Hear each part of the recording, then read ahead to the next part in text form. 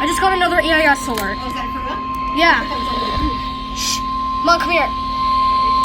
The National Weather Service in Springfield has issued a severe thunderstorm warning for Douglas County, southeastern Wright County. It's a severe thunderstorm warning. Come here. Central Daylight Time.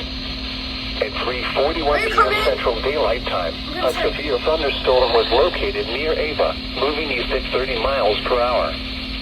Expected hazards include 60 miles per hour wind gusts and quarter-size hail.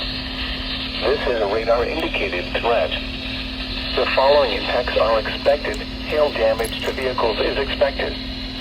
Expect wind damage to roofs, siding, and trees. Locations impacted include Mountain Grove, Ava, Mansfield, Norwood, Charlotte, Squires, Roshieville, Greeley, Gentryville.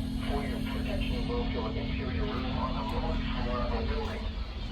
Repeat, a severe thunderstorm warning has been issued until 4:45 p.m. Central Daylight Time for the following counties in Missouri, Douglas, and Wright. I'm ready, Mom.